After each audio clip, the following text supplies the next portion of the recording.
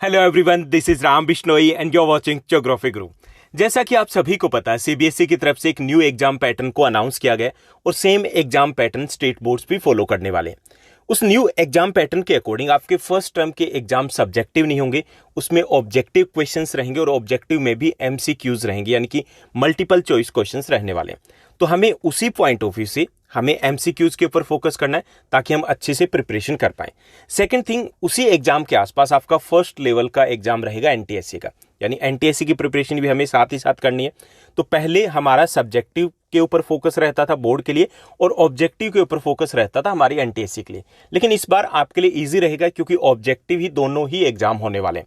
तो इसलिए आपके लिए एक सीरीज हम लेकर के आए जिसमें हम chapter wise most important MCQs आपके साथ शेयर करेंगे, साझा करेंगे, डिस्कस करेंगे। ओके, विद इन 1 मंथ मेरी कोशिश रहेगी कि आपके सभी सब्जेक्ट, चाहे वो हिंदी हो, इंग्लिश हो, मैथ्स हो, साइंस हो या सोशल साइंस हो, उनके चैप्टर वाइज मैं एमसीक्यूज, मोस्ट इंपॉर्टेंट एमसीक्यूज है वो आपके साथ शेयर कर पाऊँ। तो आज इस सीरीज में हम डिस्कस करने वाले हैं हिस्ट्री के फर्स्ट चैप्टर, यूरोप में राष्ट्रवाद का उदय, इसके मोस्ट इंपॉर्टेंट 50 एमसीक्यूज। आपके सभी चैप्टर के 50 नहीं रहेंगे, कुछ चैप्टर में हो सकता है 50 बने, कुछ चैप्टर में मोस्ट इंपॉर्टेंट 30 रहेंगे, कुछ में 40 रहेंगे, लेकिन क्योंकि हिस्ट्री के चैप्टर्स हमारे थोड़े से लेंथी रहते हैं तो उसमें हमारे मोस्ट इंपॉर्टेंट क्वेश्चंस थोड़े ज्यादा रहेंगे। ओके, तो चलिए शुरुआत करते हैं हम आज के इस चैप्टर की। सबसे पहले फर्स्ट जो हमारा क्वेश्चन रहेगा, राष्ट्रवाद की सबसे पहली जो स्पष्ट अभिव्यक्ति थी वो किस क्रांति में व्यक्त हुई थी? राष्ट्रवाद आप समझते हो, देश के प्रति जो प्यार है, प्रेम है, लगाव है, उसको हम राष्ट्रवाद कहते हैं। राष्ट्रवाद एक भावना थी, इसकी पहली स्पष्ट अभिव्यक्ति यानी कि कहां से इसकी शुरुआत होती है, तो इसमें 4 ऑप्शन दिए गए। पहला अमेरिकी क्रांति से, दूसरा फ्रांसीसी क्रांति से, थर्ड ऑप्शन दिया गया रूसी क्रांति से और फोर्थ ऑप्शन दिया गया औद्योगिक क्रांति से। तो इसमें हमारा करेक्ट आंसर रहेगा फ्रांसीसी क्रांति से। 1789 की फ्रांसीसी क्रांति है, उसमें पहली बार राष्ट्रवाद की भावना है वो जागृत हुई थी, लोगों तक पहुंची थी। उसके बाद सेकंड हमारा क्वेश्चन रहेगा मोस्ट इंपॉर्टेंट में, दूसरा हमारा प्रश्न रहेगा, फ्रांस की क्रांति कब शुरू हुई थी? ये हमारा फर्स्ट चैप्टर था क्लास 9th में। इसमें ऑप्शन 4 दिए गए। फर्स्ट ऑप्शन है 1789 1789, 1889 1889, 1791 1791 और डी फोर्थ ऑप्शन है 1759 1759। करेक्ट आंसर रहेगा हमारा फर्स्ट 1789 1789 में, जुलाई 1789 में फ्रांस की क्रांति हुई थी। उस बाद थर्ड हमारा क्वेश्चन रहेगा, उस फ्रांसीसी कलाकार का नाम बताइए जिसने दुनिया के अपने सपने की कल्पना करते हुए 4 प्रिंटों की एक श्रृंखला तैयार की थी। यानी कि एक फ्रांसीसी कलाकार है, उसका हमें नाम बताना और उसने क्या किया, उसने अपने दुनिया का एक सपना, एक ड्रीम वर्ल्ड की कल्पना की थी और उसके लिए उसने 4 प्रिंटों की एक श्रृंखला तैयार की थी। जब हम एनसीईआरटी की हमारी बुक ओपन करते हैं तो सबसे पहले यही दिया गया, 4 पिक्चर भी दी गई है। तो उस कलाकार का नाम क्या है? तो इसमें 4 ऑप्शन मिलेंगे हमें। फर्स्ट है कितागेवा उतामारो, रिचर्ड एम हो, वोल्टेयर और डी फ्रेडरिक सोर्यू। तो इसमें हमारा करेक्ट आंसर रहेगा फ्रेडरिक सोर्यू। इन्होंने 4 प्रिंटों की एक श्रृंखला तैयार की थी और उनके द्वारा विजुलाइज किया था, कल्पना की गई थी कि भविष्य में राष्ट्र राज्य होंगे और उनका एक अपना नेशनल फ्लैग होगा, एक राष्ट्रीय झंडा होगा और ये जो राष्ट्र राज्य होंगे वो राष्ट्र राज्य होंगे एक जैसी भाषा, संस्कृति या इतिहास पर आधारित होंगे। उसके बाद नेक्स्ट जो हमारा क्वेश्चन रहेगा, फोर्थ क्वेश्चन है, नए फ्रांसीसी ध्वज में कितने रंग थे? जो फ्रांस का नया राष्ट्रीय ध्वज था उसमें कितने रंग थे ये हमें बताना। तो इसमें फर्स्ट ऑप्शन दिया गया है 2 रंग, सेकंड है तिरंगा था ये, थर्ड है 7 रंग का था ये और फोर्थ है ये एकल रंग यानी कि 1 रंग का था। इसमें करेक्ट आंसर रहेगा बी, यानी ये तिरंगा था, इसमें 3 रंग थे। उसके बाद फिफ्थ क्वेश्चन रहेगा इसी चैप्टर का हमारा मोस्ट इंपॉर्टेंट में, एस्टेट जनरल किसके द्वारा चुना जाता था? एस्टेट जनरल ये भी हम 9th क्लास में भी पढ़ चुके हैं। एस्टेट जनरल कौन चुनते थे? एस्टेट जनरल एक तरीके की संसद थी उस वक्त। ओके, फ्रांस की क्रांति से पहले की संसद थी, तो उसमें कुछ प्रतिनिधियों को चुना जाता था, तो उसको कौन चुनता था ये हमें बताना है। तो एस्टेट जनरल हालांकि फ्रांस की क्रांति से पहले थी और फ्रांस की क्रांति के बाद भी कुछ समय तक ये जारी रहती है। ओके, तो इसमें फर्स्ट ऑप्शन दिए गए पुरुष एवं महिलाएं चुनती थी, सेकंड है सक्रिय नागरिक चुनते थे, थर्ड ऑप्शन दिया गया महिला चुनती थी और फोर्थ ऑप्शन दिया गया कि वरिष्ठ नागरिक चुनते थे। तो इसमें हमारा करेक्ट आंसर रहेगा बी, सक्रिय नागरिक चुनते थे। ओके, यानी एस्टेट जनरल क्या है, वहां की संसद की तरह थी, उसमें कुछ प्रतिनिधि चुने जाते थे जिसको बाद में रीनेम कर दिया गया था, यानी कि इसका नाम बदल दिया गया था। ओके, तो इसको चुनने के लिए सक्रिय नागरिक थे वही वोट डालते थे। सक्रिय यानी कि वहां पर दो प्रकार के नागरिक थे फ्रांस में। पहले सक्रिय नागरिक, एक्टिव मेंबर्स थे, एक्टिव सिटीजन थे, और दूसरे थे निष्क्रिय नागरिक। तो सक्रिय नागरिक वो नागरिक थे जिनको वोट डालने का अधिकार प्राप्त था। और वोट डालने का अधिकार किसको प्राप्त था? वोट डालने का अधिकार प्राप्त था उन धनी पुरुषों को जो एक मजदूर के 3 दिन के वेतन के बराबर टैक्स अदा करते थे और जिनकी आयु कम से कम 25 वर्ष थी। यानी कि सिर्फ पुरुषों को प्राप्त था पहला, और धनी पुरुषों को प्राप्त था जो कर चुकाते थे। ओके, और आयु मिनिमम क्या थी? 25 ईयर्स। तो वो कहलाते थे सक्रिय नागरिक। उन्हीं के द्वारा एस्टेट जनरल के सदस्यों को चुना जाता था। उसके बाद नेक्स्ट क्वेश्चन देखेंगे हमारा 6th, एस्टेट जनरल का नया नाम क्या था? एस्टेट जनरल का नाम बाद में बदल दिया जाता है, तो उसका नया नाम क्या था? ऑप्शन दिए गए, फर्स्ट संघीय सभा, दूसरा है राज्यसभा, तीसरा नेशनल असेंबली, और फोर्थ डी दिया गया पीपल्स असेंबली। तो इसमें हमारा करेक्ट आंसर रहेगा सी, नेशनल असेंबली नया नाम था एस्टेट जनरल का।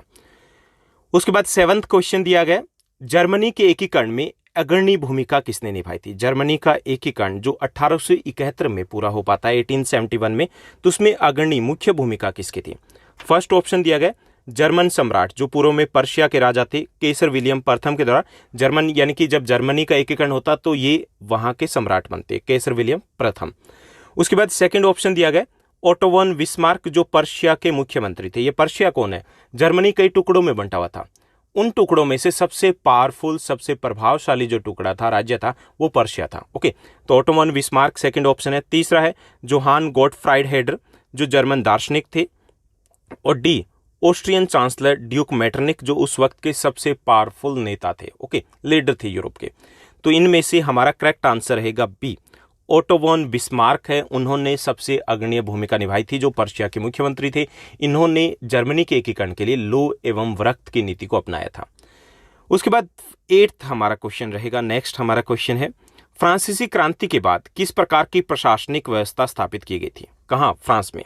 तो फ्रांसीसी क्रांति के बाद फ्रांस में या उसके आसपास राज्यों में किस प्रकार की प्रशासनिक व्यवस्था को अपनाया गया था? तो पहला संघीय प्रशासनिक प्रणाली। संघीय प्रशासनिक प्रणाली वो होती है जिसमें केंद्रीय सरकार होती है, राज्य सरकार होती है। ओके, दूसरा है केंद्रीकृत प्रशासनिक व्यवस्था, सेंट्रलाइज सिस्टम था, एक ही सरकार होती है, एक जैसे कानून होते हैं। और तीसरा है प्रांतीय, कि प्रांतों में बांट दिया गया और उनको पावर दे दी गई। और डी है विकेंद्रीकृत। विकेंद्रीकृत है मतलब शक्तियों को बांटा जाना।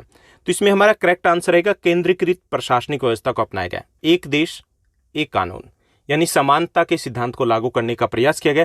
इसके लिए पूरे देश में एक जैसे कानूनों को अपनाया गया और सेंट्रलाइज सिस्टम को, यानी कि एक ही सेंट्रल गवर्नमेंट थी, वही शक्तियों का प्रयोग करती थी।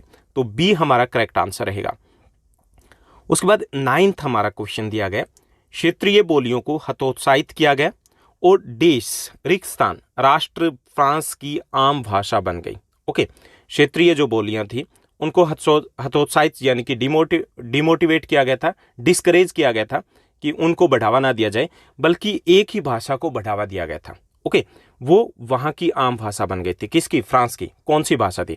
ऑप्शन दिए गए, फर्स्ट अंग्रेजी भाषा, बी पोलिश भाषा, सी फ्रेंच भाषा, डी इटालियन भाषा। तो इसमें करेक्ट आंसर रहेगा सी, फ्रेंच भाषा है वो फ्रांस की आम भाषा बन गई थी, जिसको फ्रांस की राष्ट्रीय भाषा भी घोषित कर दिया जाता है। आप साथ ही साथ आंसर को गैस कर सकते हो ताकि आप खुद को चेकआउट कर पाओ कि आपकी प्रिपरेशन कितनी है। उसके बाद 10th हमारा क्वेश्चन रहेगा, बाल्कन क्षेत्र का एक बड़ा भाग किसके नियंत्रण में था? बाल्कन क्षेत्र है उसका एक बड़ा भाग था, वो किसके नियंत्रण में था? इसमें फर्स्ट ऑप्शन दिया गया रूसी साम्राज्य के अंडर में आता था, ओटोमन साम्राज्य के अंडर में आता था, बी ऑप्शन दिया गया, सी ऑप्शन दिया गया जर्मन साम्राज्य के अंडर में था, डी ऑप्शन दिया गया हैब्सबर्ग जो शासक थे उनके अंडर में था। इसमें करेक्ट आंसर रहेगा ओटोमन साम्राज्य जो टर्किश यानी कि तुर्की का साम्राज्य था, उसके अंडर में आता था बाल्कन इलाका। ये बाल्कन इलाका कहाँ जाता है? इटली के लगभग ईस्ट में आ जाता है, और यूरोप की बात करें तो दक्षिण पूर्व में आ जाता है। ओके, तो वहां पर काफी सारे आधुनिक राज्य थे जो उस वक्त ओटोमन साम्राज्य का हिस्सा थे। 11th हमारा क्वेश्चन रहेगा 11वां, निम्नलिखित में से किसने यंग इटली नामक गुप्त संगठन की स्थापना की थी? ओके, यंग इटली एक सीक्रेट सोसाइटी थी, उसकी स्थापना की गई। तो ये जो सीक्रेट सोसाइटी थी उनकी स्थापना का उद्देश्य था राष्ट्रवाद का प्रसार करना, राष्ट्र राज्य का गठन करना। तो उन्हीं में से एक प्रसिद्ध सुप्रसिद्ध एक सीक्रेट सोसाइटी थी, गुप्त संगठन था यंग इटली। इसकी स्थापना किसने की? 4 ऑप्शन है। First option auto von Bismarck ने, सेकंड जोसेफ मेजनी ने, थर्ड ऑप्शन दिया गया मैटरनिक ने, और फोर्थ ऑप्शन है नेपोलियन ने। तो हमारा करेक्ट आंसर रहेगा मेजनी ने। मेजनी ने दो संगठनों की स्थापना की थी, दो गुप्त संगठनों की स्थापना की थी, यंग यूरोप और यंग इटली। उसके बाद 12th हमारा क्वेश्चन दिया गया जो कि जैकोबिन क्लब से रिलेटेड है। जैकोबिन क्लब जो हम 9th क्लास में पढ़ चुके हैं। ओके, जैसे आजकल पॉलिटिकल पार्टीज होती है, उस वक्त जैकोबिन टाइप के इस टाइप के क्लब्स होते थे। ओके, तो 12th हमारा क्वेश्चन है जैकोबिन क्लबों का उद्देश्य क्या था। ये जो क्लब बने थे, पहले फ्रांस से इसकी शुरुआत हुई थी, उसके बाद पूरे यूरोप के सभी देशों में इस प्रकार के क्लब बनने शुरू हो चुके थे। तो उनका उद्देश्य क्या था? फर्स्ट, लोगों का मनोबल गिराने के लिए, उनको डिस्करेज करने के लिए। सेकंड है फ्रांस के खिलाफ बोलने के लिए, उसका विरोध करने के लिए। सी, गतिविधियों और अभियानों को आयोजित करने के लिए। और डी, विभिन्न जातियों के बीच सामूहिकरण करने के लिए, विभिन्न जातियों को एक करने के लिए। ओके, तो इसमें थर्ड जो सी है वो करेक्ट आंसर रहेगा, गतिविधियों और अभियानों को आयोजित करने के लिए। किस प्रकार की गतिविधियों? राजनीतिक गतिविधियों और अभियानों को आयोजित करने के लिए, अपनी मांगों को रखने के लिए इस प्रकार के क्लबों का गठन किया गया था शुरुआत में। ओके, राजनीतिक गतिविधियों के लिए। उसके बाद 13th हमारा क्वेश्चन रहेगा, कौन सा वाक्य यूटोपियन सोसाइटी की सबसे अच्छी व्याख्या करता है? ये बहुत इंपॉर्टेंट क्वेश्चन है जो आपके बोर्ड एग्जामिनेशन में कई बार रिपीट हो चुका है 1 मार्क्स में। कौन सा वाक्य यूटोपियन, यानी कि यूटोपिया एक शब्द है और यूटोपियन सोसाइटी होगी जहां पर यूटोपिया हो। ओके, तो यूटोपियन सोसाइटी की सबसे अच्छी व्याख्या करता है, ये बताना कि कौन सा शब्द है जिससे हमें पता चलता कि ये यूटोपिया है। तो ये क्या था? एक ऐसा समाज जहां समान हो, उसको यूटोपियन सोसाइटी कहा जाता है। या बी ऑप्शन है, एक व्यापक संविधान वाला समाज, एक ऐसा समाज जहां पे एक बहुत बड़ा विस्तृत संविधान हो। सी, एक आदर्शवादी समाज जिसे कभी साकार नहीं किया जा सकता। और डी हमारा ऑप्शन है, एक लोकतांत्रिक समाज। तो इसमें करेक्ट आंसर रहेगा सी, कि यूटोपियन सोसाइटी क्या थी, ये यूटोपियन समाज क्या था? कि एक ऐसा समाज जो इतना आदर्श हो, इतना आइडियल हो कि वास्तविक में वो हो ही नहीं सकता। ओके, तो उस वक्त कई सारे दार्शनिक थे जिन्होंने इस प्रकार की कल्पना की थी कि ऐसा होना चाहिए, लेकिन प्रैक्टिकली वो पॉसिबल ही नहीं था। जैसे अगर हम बात करें आर्थिक समानता की, कि सबके पास एक जैसा पैसा होना चाहिए। ओके, सबके पास अच्छा लगता है सुनने में कि सबके पास एक जैसी आय होनी चाहिए, एक जैसा पैसा होना चाहिए। अगर सब कुछ ऐसा हो गया तो जो टैलेंटेड है वो इसलिए काम नहीं करेंगे कि हमें काम करने की जरूरत नहीं, क्योंकि पैसा एक जैसा रहना है। और जो काम नहीं कर रहे थे वो करेंगे नहीं कि हमें काम करने की क्या जरूरत है, पैसा तो उतना ही मिलेगा। तो ये क्या है, आइडिया अच्छा है कि इक्वालिटी हो, इकोनॉमिक इक्वालिटी हो, लेकिन प्रैक्टिकली पॉसिबल नहीं है। तो ऐसे यूटोपियन सोसाइटी थी कि एक ऐसा आदर्शवादी समाज जिसे कभी भी साकार, वास्तव में साकार नहीं किया जा सकता। ओके, उसके बाद 14th हमारा क्वेश्चन रहेगा, निम्नलिखित में से किसने यंग यूरोप नामक एक गुप्त संगठन का गठन किया? ओके, तो इसमें फर्स्ट ऑप्शन रहेगा हमारा ओटो वॉन बिस्मार्क ने, सेकंड ऑप्शन है ग्योसेफ मेजनी ने, थर्ड ऑप्शन दिया गया मैटरनिक और फोर्थ ऑप्शन है गैरीबाल्डी। तो यंग यूरोप और यंग इटली दो सीक्रेट सोसाइटीज थी उस वक्त की, और उसकी स्थापना दोनों की मेजनी ने की थी। तो बी हमारा करेक्ट आंसर रहेगा। 15th क्वेश्चन देखिए, क्रांतिकारी युद्धों के माध्यम से फ्रांस की सेनाएं किस विचार को विदेश ले गई थी? यानी क्रांतिकारी युद्ध हुए थे और उनकी में जो फ्रांसीसी सेना थी जो लीड करी थी, उन्होंने एक विचार का प्रचार प्रसार भी किया था। कौन सा विचार था? फर्स्ट ऑप्शन दिया गया निरंकुशता का, निरंकुश मतलब जिसके ऊपर कोई अंकुश ना हो, निरंकुशवाद का विचार का प्रचार प्रसार किया था। या बी है राष्ट्रवाद के विचार का प्रचार प्रसार किया था। सी, युद्ध की रणनीतियां उनको सिखा करके आए थे। और डी है हिंसा और रक्तपात की विचार को वो अपने साथ लेकर के गए थे। तो इसमें करेक्ट आंसर रहेगा बी, राष्ट्रवाद का विचार है जो फ्रांस में फैला था, फ्रांस में इसकी शुरुआत हुई थी। इस विचार को पूरे यूरोप में फैलाने में एक महत्वपूर्ण भूमिका फ्रांस की सेनाओं की रही थी। तो हमारा बी करेक्ट आंसर रहेगा। उसके बाद नेक्स्ट क्वेश्चन देखते हैं 16th, यूरोप में राष्ट्रवाद के उदय से जुड़ा हुआ था। ओके, राष्ट्रवाद के उदय के साथ एक और चीज भी जुड़ी हुई थी, वो क्या थी? फर्स्ट ऑप्शन है हमारा राष्ट्र राज्य, सेकंड ऑप्शन है आधुनिक राज्य, थर्ड ऑप्शन दिया गया बहुराष्ट्रीय राजवंशीय राज्य, और डी दिया गया कई यूरोपीय राज्यों के बीच बने गठबंधन। यानी कि राष्ट्रवाद के साथ साथ क्या शुरुआत हुई, तो इसमें जैसे गठबंधन के कई राज्य उनके बीच में गठबंधन हो गया होगा, या फिर बहुराष्ट्रीय यानी कि कई सारे देशों के ऊपर एक ही वंश का शासन हो। जैसे हम लगा लीजिए कि मुगल वंश था तो पूरे भारत में शासन था, ऐसे ही वहां पे ओटोमन साम्राज्य था तो पूरे यूरोप में शासन था। या फिर आधुनिक राज्य जो मॉडर्न स्टेट थे, मॉडर्न स्टेट मतलब उनकी आर्मी हो, अपनी सभी टाइप की आर्मी हो और बहुत अच्छे तरीके से वो मॉडर्नाइज किया गया हो। या फिर राष्ट्र राज्य जो एक जैसे संस्कृति, भाषा या भौगोलिक क्षेत्र पर आधारित हो। तो राष्ट्रवाद से जुड़ा हुआ था राष्ट्र राज्य, ये हमारा करेक्ट ऑप्शन रहेगा। ओके, करेक्ट आंसर रहेगा। यानी राष्ट्र राज्यों का गठन किससे जुड़ा था? राष्ट्रवाद। जैसे जैसे राष्ट्रवाद का विचार फैला वैसे वैसे राष्ट्र राज्यों का गठन हुआ, जैसे जर्मनी, ब्रिटेन, इटली, इसी प्रकार के राष्ट्र राज्य थे जो एक भाषा, संस्कृति और जो इतिहास है उस पर आधारित थे। उसके बाद 17th हमारा क्वेश्चन रहेगा, नेपोलियन के समय में फ्रांस में किस प्रकार का शासन लागू किया गया था? ओके, किस प्रकार की शासन व्यवस्था थी ये हमें बताना नेपोलियन के समय में। फर्स्ट ऑप्शन है संघीय शासन व्यवस्था, कि सेंट्रल गवर्नमेंट थी, स्टेट गवर्नमेंट थी, ऐसा बिल्कुल नहीं था। बी है लोकतंत्र, सी दिया गया राजतंत्र और डी दिया गया गणतंत्र। लोकतंत्र मतलब जहां पर लोग, जनता अपने शासकों का चुनाव करती है, और डी है राजतंत्र जहां पर राजा हो, उसी के पास सारी पावर हो, और गणतंत्र होता है जिसमें देश का मुखिया, गणतंत्र में देश का मुखिया है वो लोगों के द्वारा चुना जाता है। तो इसमें करेक्ट आंसर रहेगा सी, राजतंत्र, क्योंकि लोकतंत्र पहले था। फ्रांस की क्रांति के बाद फ्रांस एक लोकतांत्रिक देश बन चुका था, लेकिन लोकतंत्र को डिस्ट्रॉय कर दिया था, नष्ट कर दिया था किसने? नेपोलियन ने, और दोबारा से राजतंत्र यानी कि मोनार्की सिस्टम वहां पर लागू हो गया था। तो हमारा सी करेक्ट आंसर रहेगा। उसके बाद 18th हमारा क्वेश्चन रहेगा, निसंदेह नेपोलियन ने फ्रांस में रिक्स्थान को नष्ट कर दिया था। नेपोलियन ने फ्रांस में किसको नष्ट कर दिया था? ऑप्शन दिए गए, फर्स्ट राजतंत्र को, बिल्कुल नहीं, राजतंत्र तो उन्होंने बनाया था, दोबारा से लागू किया था इस व्यवस्था को।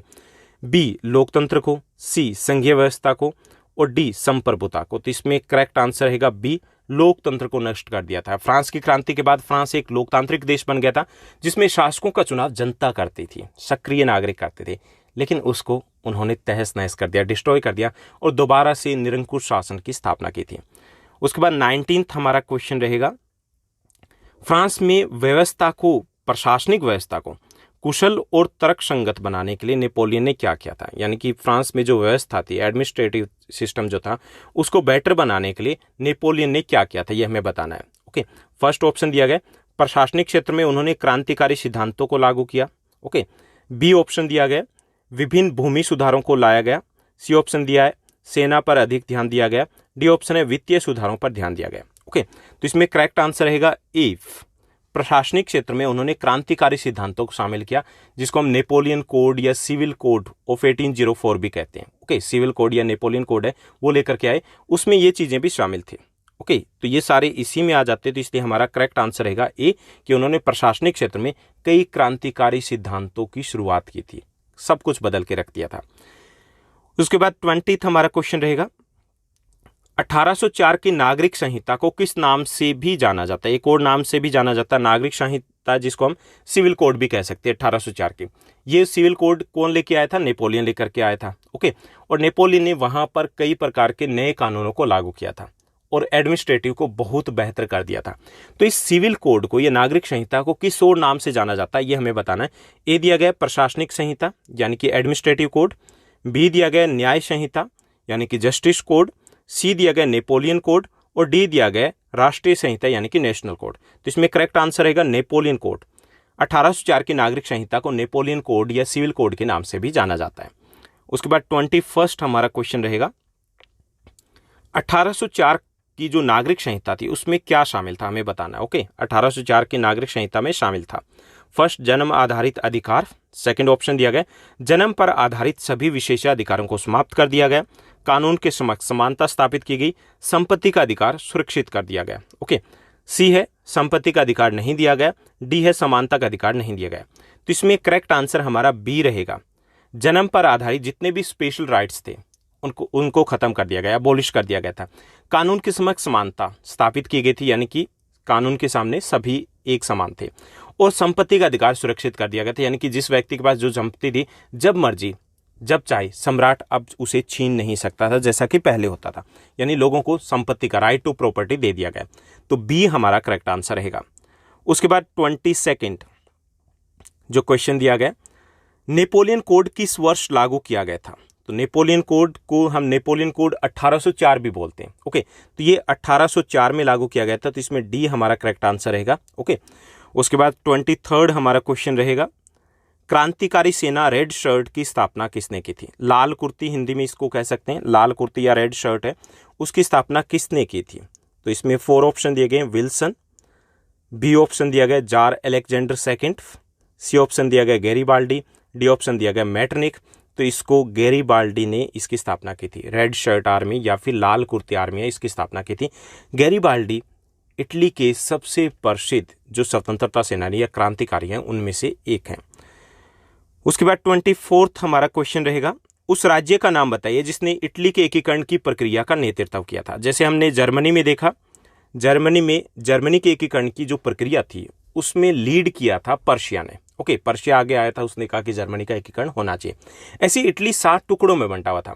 उसमें से एक राज्य आगे आए, उसने कहा कि हम इनको मिला करके एक इटली बनाते हैं। तो कौन सा राज्य था हमें बताना है। फर्स्ट ऑप्शन है रोम, सेकंड ऑप्शन है पर्शिया, थर्ड ऑप्शन है सार्डिनिया पिडमांट और डी फोर्थ ऑप्शन है वियना। तो इसमें करेक्ट आंसर रहेगा सी, सार्डिनिया पिडमांट है वो लीड करता है इस प्रोसेस को, इटली के एकीकरण की प्रक्रिया को। उसके बाद 25th हमारा क्वेश्चन रहेगा, जोल्वेरिन क्या था, ये हमें बताना। जोल्वेरिन क्या था, एक इंपॉर्टेंट टर्म है जो आपके एग्जाम में बार बार रिपीट होती रही। फर्स्ट है एक राजनयिक संस्थान था, एक राजनयिक संस्था थी।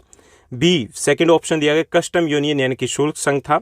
सी प्रशासनिक संघ था और डी ट्रेड यूनियन थी। तो इसमें करेक्ट आंसर रहेगा एक कस्टम यूनियन यानी कि शुल्क संघ था। ओके, यानी जैसे टैक्स है उसके लिए एक जैसे टैक्स प्रणाली को अपनाने के लिए इसकी स्थापना की गई थी। ओके, उसके बाद नेक्स्ट जो हमारा क्वेश्चन है 26, फ्रांसीसी क्रांति के समय फ्रांस का सम्राट कौन था।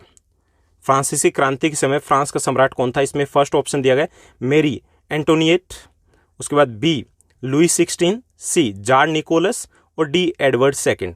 इसमें एडवर्ड सेकंड ये इंग्लैंड के थे, जार निकोलस रशिया के थे, मेरी एंटोनिएट ये फ्रांस की महारानी थी और बी हमारा करेक्ट आंसर रहेगा लुई 16, लुई 16वां उस वक्त फ्रांसीसी क्रांति के समय फ्रांस के सम्राट थे।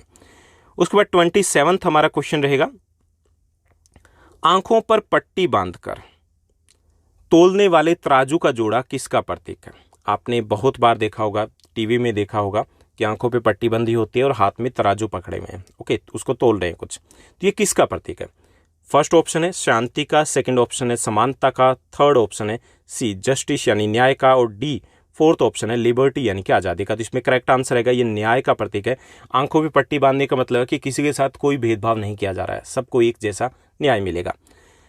उसके बाद 28 जो हमारा क्वेश्चन रहेगा, राष्ट्रीय एकीकरण के लिए रक्त और लौह की नीति को किसने अपनाया था।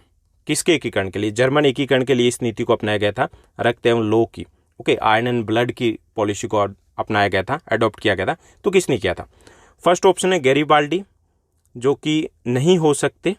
क्यों नहीं हो सकते, क्योंकि ये इटली के थे। ओके, तो जर्मन एकीकरण की प्रक्रिया में इनका कोई रोल नहीं था। बी ऑप्शन दिया गया ओटोमन विस्मार्क, सी ऑप्शन दिया गया मेजनी और डी जो ऑप्शन दिया गया मेटरनिख।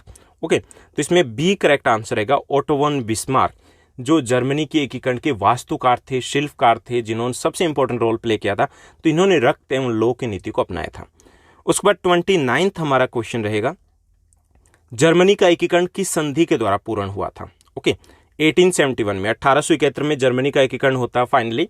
तो वो कौन सी संधि के द्वारा वो एकीकरण हुआ था, यानी कि जो बाकी राज्य थे उन्होंने आपस में हस्ताक्षर किए थे, साइन किए थे, वो तैयार हो गए थे कि एक जर्मन राष्ट्र का गठन किया जाए।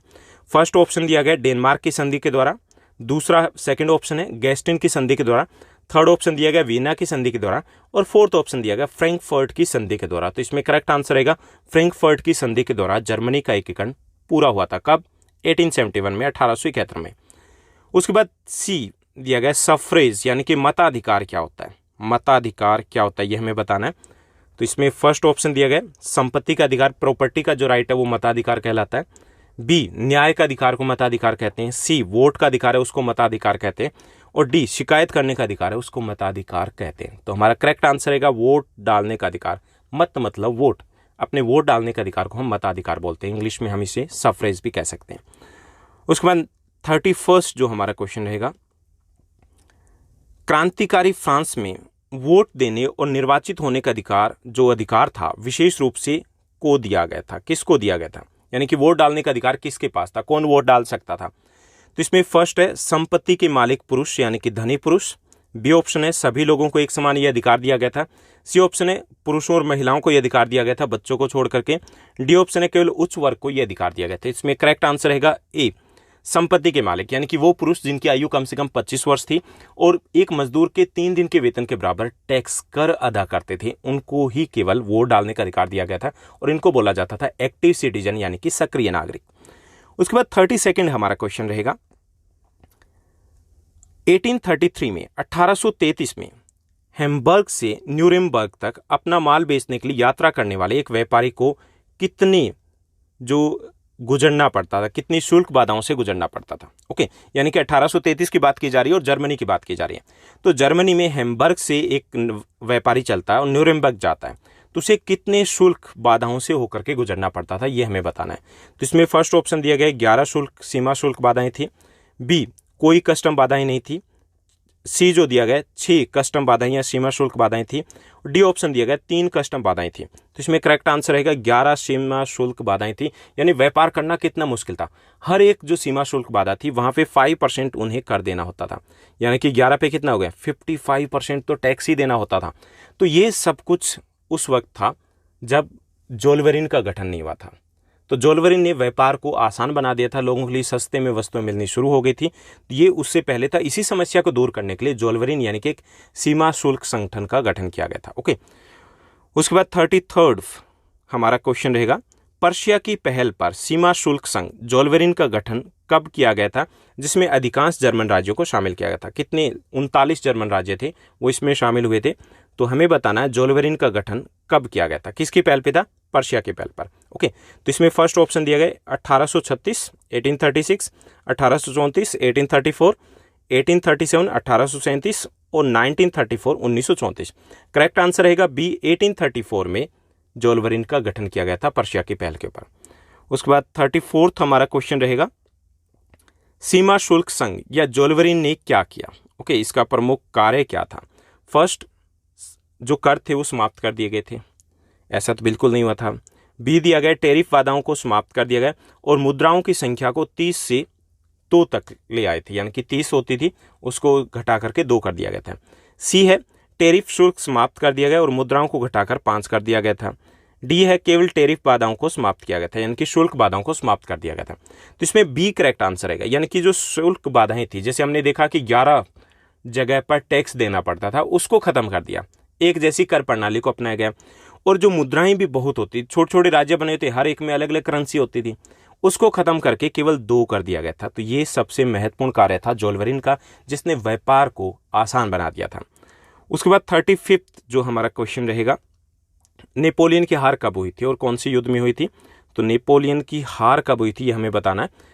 फर्स्ट ऑप्शन दिया गया 1815, second 1820, third option 1817, fourth option है 1821 1821।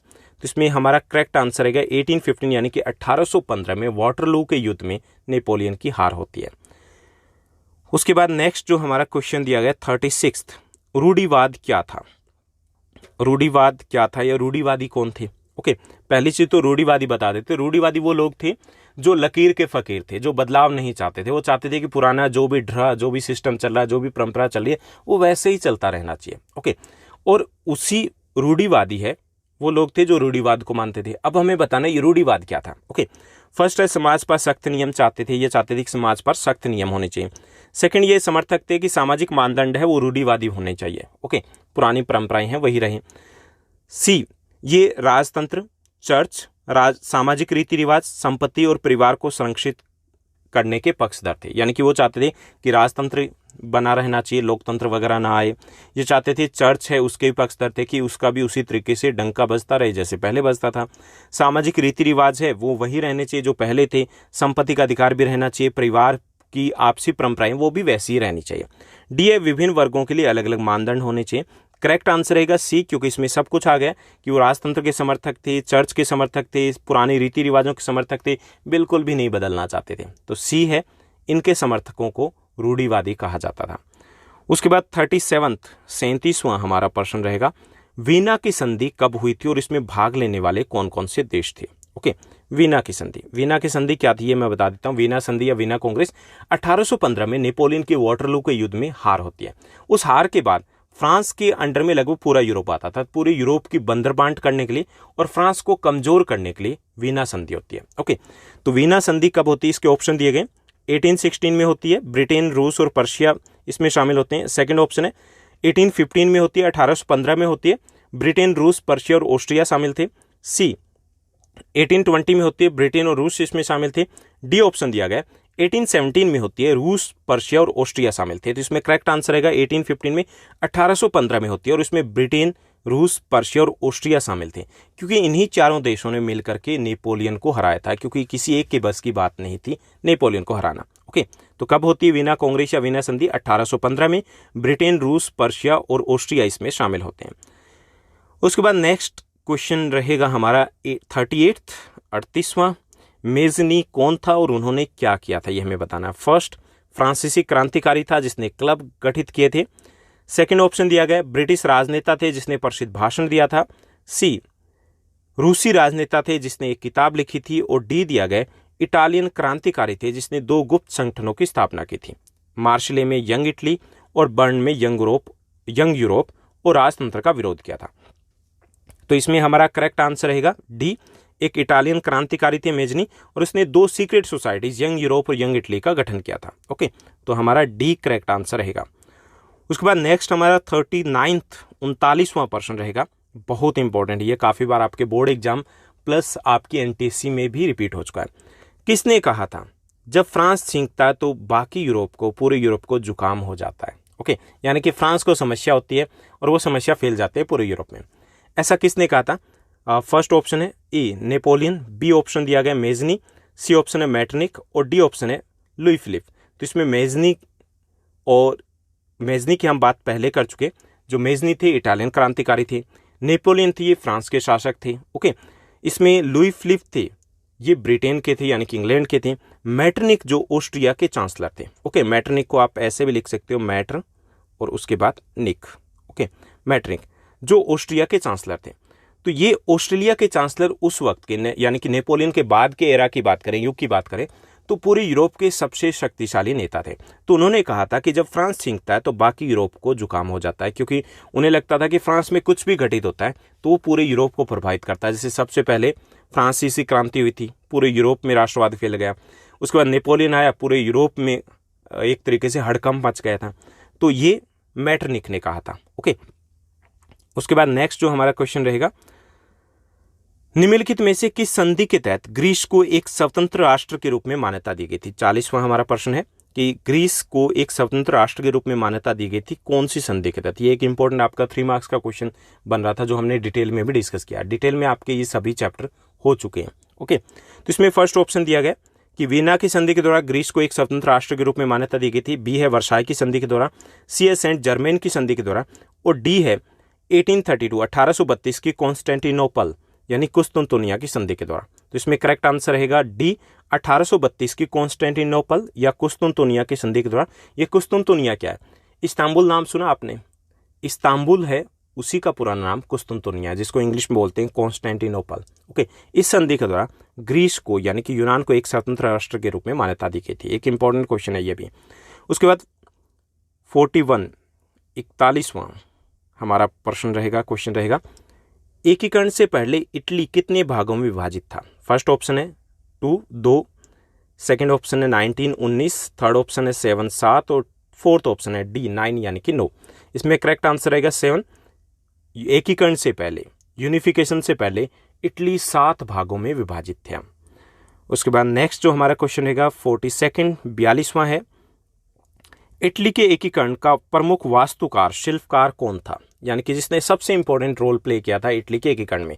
ऑप्शन दिए गए ओटोमन बिस्मार्क, बी ऑप्शन दिया गया कावूर, सी ऑप्शन है मेजनी, डी ऑप्शन है गैरिबाल्डी। इसमें ओटोमन बिस्मार्क थे, ये शिल्पकार थे जर्मनी के एकीकरण के। ओके, तो अब रहेगी ऑप्शन 3। ये तीनों इटालियन थे, यानी कि इंपॉर्टेंट रोल प्ले किया था इटली के एकीकरण में। लेकिन इटली के एकीकरण के प्रमुख जो वास्तुकार थे वो कावूर थे। ओके, जो सार्डिनिया पिडमांट के प्रधानमंत्री थे। ओके, तो यहां पर बी हमारा करेक्ट आंसर रहेगा कावूर। उसके बाद 43rd जो हमारा क्वेश्चन है, जंकर कौन थे? ओके, जंकर्स थे ये जंकर थे कौन, ये हमें बताना है। फर्स्ट ऑप्शन दिया गया सैनिक थे, सेकंड ऑप्शन बड़े जमींदार थे, थर्ड ऑप्शन अभिजात वर्ग यानी कुलीन वर्ग के थे, डी फोर्थ ऑप्शन ये क्रांतिकारी थे। तो इसमें बी हमारा करेक्ट आंसर रहेगा, बड़े जमींदार थे, लैंड ओनर्स थे। ओके, उनको जंकर्स कहा जाता है। कहाँ के थे? जर्मनी के लैंड ओनर्स थे जो जर्मनी के एकीकरण के समर्थन में थे। ओके, उनको क्या कहा जाता था उस वक्त? जंकर्स। उसके बाद 44वां हमारा क्वेश्चन रहेगा, जर्मनी में जनवरी 1871 में वर्साय में आयोजित समारोह में किसे जर्मन सम्राट घोषित किया गया था? यानी जनवरी 1871 में वर्साय में एक समारोह आयोजित होता है। कब होता है? जर्मनी के एकीकरण के बाद। ओके, तो उस समारोह में किसे जर्मनी का पहला सम्राट यानी कि संयुक्त जर्मनी का पहला सम्राट घोषित किया जाता है, ये हमें बताना है। तो इसमें फर्स्ट जो ऑप्शन रहेगा विलियम ई, सेकंड ऑप्शन है Otto von Bismarck, third option है Kaiser William first, fourth option है मेटरनिख। तो इसमें करेक्ट आंसर रहेगा केसर विलियम फर्स्ट जो है, केसर विलियम प्रथम जो है वो संयुक्त जर्मनी के पहले सम्राट बनते हैं। उसके बाद नेक्स्ट जो 45वां हमारा क्वेश्चन रहेगा, रूमानीवाद के संदर्भ में निम्नलिखित में से कौन सा सत्य है? हमें बताना है रूमानीवाद क्या है। ओके, तो पहला है रूमानीवाद मतलब सहमति से सरकार की अवधारणा को रूमानीवाद कहा जाता है। सेकंड ऑप्शन दिया गया बाजारों की स्वतंत्रता रूमानीवाद से जुड़ी हुई थी। सी है ये एक सांस्कृतिक आंदोलन था। डी है व्यक्तिगत स्वतंत्रता को रूमानीवाद कहा गया। तो करेक्ट आंसर रहेगा ये एक सांस्कृतिक आंदोलन था जिसके द्वारा देश के लोगों को जोड़ने की कोशिश की गई थी। जैसे लोकगीत है, लोक कथाएं हैं, पुराना इतिहास है, संगीत है, उसके द्वारा लोगों को जोड़ने की कोशिश की गई थी और नए राष्ट्र राज्यों के गठन करने का प्रयास किया गया था। ये था रूमानीवाद। ये एक प्रकार का आंदोलन था जो राष्ट्रवाद से जुड़ा हुआ था। उसके बाद 46 जो हमारा क्वेश्चन रहेगा, 46वां प्रश्न रहेगा, 1861 में संयुक्त इटली का राजा घोषित किया गया था। किसे घोषित किया गया था यहाँ पे हमें बताना है।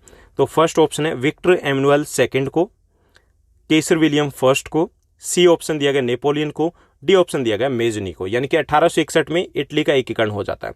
उसके बाद संयुक्त इटली के प्रथम जो सम्राट है वो कौन बनते हैं? तो हमारा करेक्ट आंसर रहेगा फर्स्ट विक्टर एमनुअल सेकंड द्वितीय को संयुक्त इटली का सम्राट घोषित किया गया था। ओके, ये सार्डिनिया पिडमांट के सम्राट थे जिसने इटली के एकीकरण में सबसे प्रमुख भूमिका निभाई थी।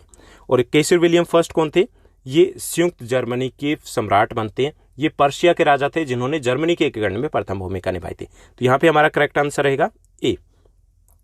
उसके बाद 47वां हमारा क्वेश्चन दिया गया, इतालवी स्वतंत्रता सेनानियों में सबसे प्रसिद्ध है जिन्होंने रेड शर्ट आर्मी की स्थापना की थी। हमें बताना है कि इटालवी यानी कि इटली के जो स्वतंत्रता सेनानी क्रांतिकारी उसमें सबसे प्रसिद्ध है और इन्होंने रेड शर्ट आर्मी है उसका भी गठन किया था। तो कौन है? ऑप्शन दिए गए फर्स्ट मेजनी, सेकंड है फ्रेडरिक सोरियो, थर्ड ऑप्शन दिया गया ओटो वॉन बिस्मार्क और डी फोर्थ ऑप्शन दिया गया गैरीबाल्डी।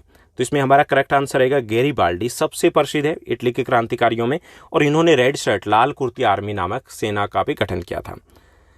चलिए नेक्स्ट क्वेश्चन की बात करते हैं। 48 जो क्वेश्चन है, 1871 के बाद 1871 के बाद यूरोप में राष्ट्रवादी तनाव का सबसे गंभीर क्षेत्र कौन सा था? यह हमें बताना है।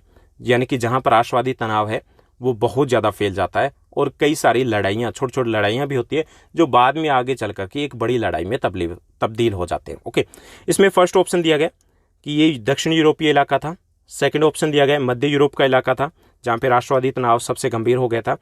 थर्ड ऑप्शन दिया गया बाल्कन राज्य और फोर्थ ऑप्शन दिया गया पूर्वी राज्य। तो इसमें सी हमारा करेक्ट आंसर रहेगा। बाल्कन जो स्टेट्स थे इटली के पूर्व में थे, वहां पे छोटे छोटे राज्य थे जो ओटोमन साम्राज्य के अधीन थे। जैसे ओटोमन साम्राज्य कमजोर पड़ा, इन्होंने आजाद होने की घोषणा कर दी, एक दूसरे के ऊपर हमला करना शुरू कर दिया ताकि ज्यादा से ज्यादा क्षेत्र के ऊपर कब्जा किया जा सके। उसके कारण लंबे समय तक आपस में युद्ध चलते हैं और बाद में स्थिति काफी विस्फोटक हो जाती है। तो कौन से राज्य थे? बाल्कन राज्य। तो सी हमारा करेक्ट ऑप्शन रहेगा। उसके बाद 49 हमारा क्वेश्चन रहेगा, प्रत्येक शक्ति यानी कि प्रत्येक सुपर पावर उस वक्त जो थी, रूस, Germany, England, osteo Hungary, Balkan पर अन्य शक्तियों की पकड़ का मुकाबला करने के लिए उत्साही थी। यानी कि बाल्कन में जो लड़ाइयां चल रही थी उसमें इनडायरेक्टली ये शक्तियां भी इंटरफेयर कर रही थी क्योंकि नहीं चाहती थी किसी एक देश का वहां पर दबदबा रहे। ओके, और इसके कारण एक प्रमुख युद्ध होता है। तो यह रिक्तस्थान के प्रमुख कारणों में से एक बन गया। किसके एक प्रमुख कारण बन गया?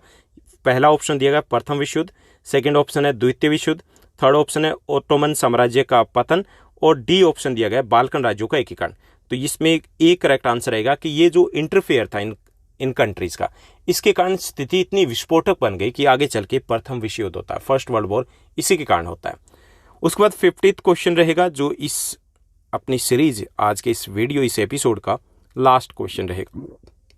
50th क्वेश्चन दिया गया, आयरलैंड को जबरन यूनाइटेड किंगडम में कब शामिल किया गया था, यह हमें बताना है। ओके, तो फर्स्ट ऑप्शन दिया गया 1798 में, 1798 में।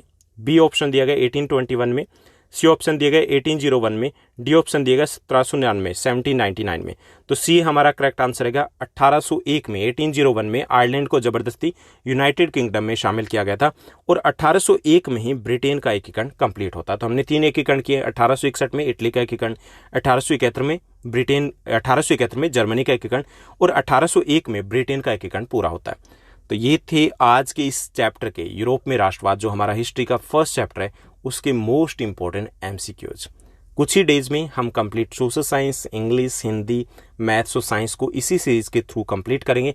और कोशिश कीजिएगा नेक्स्ट टाइम जब भी आप इस सीरीज को करो तो साथ ही साथ आपको क्वेश्चंस गैस करने हैं, ताकि आप समझ पाओ कि कितनी हद तक आपकी प्रिपरेशन हो चुकी है। लेकिन एक चीज़ ध्यान में रखना कि जब हम प्रिपरेशन एमसीक्यूज की करें तो कंसेप्ट तब भी उतने ही इंपॉर्टेंट रहेंगे।